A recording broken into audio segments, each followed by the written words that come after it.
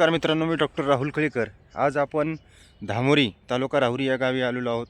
या ठिकाणी हा शेतकऱ्याचा ऊस तुटून गेल्यानंतर आपला जो उत्पादन खर्च असतो आणि तो उत्पादन खर्च भागवण्यासाठी त्यामध्ये काही आंतरपीक घेतलं पाहिजेत, या हिशोबाने त्यांच्या डोक्यामध्ये कल्पना आली आणि आपलं थोडंफार सहकार्य लाभलं आणि मार्गदर्शनामुळे त्यांनी या ठिकाणी या ऊसाच्या प्लॉटमध्ये ऊस तुटून गेल्यानंतर या ठिकाणी कोबी आणि फ्लावरची अशा पद्धतीने लागवड केलेली आहे।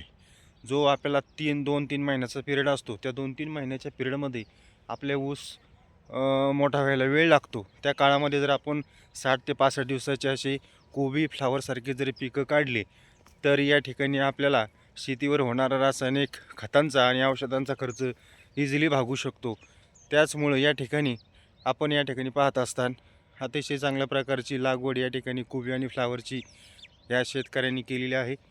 तर येथील जे शेतकरी आहेत ते राजेंद्र खळेकर हे असून त्यांनी या ठिकाणी हे आत्तापर्यंत 10 दिवसाचं जे पीक आहे हे कोबीचं फ्लावरचं या ठिकाणी ऊसामध्ये डेव्हलप केलेलं आहे। त्यासाठी त्यांनी ॲग्री वेस्टेज कंपनीच्या ॲग्री 82 ह्युमिक गोल्ड यासारख्या प्रॉडक्टचा वापर केलेला आहे। तुम्ही या ठिकाणी पाहत असताना ऊसाचे सुद्धा फुटवे या ठिकाणी चांगल्या प्रकारे फुटायला सुरुवात झाली आहे। त्याचबरोबर आणि हे कोबी आणि फ्लावरचं पीकसुद्धा त्यांना या ठिकाणी उत्पन्न देऊन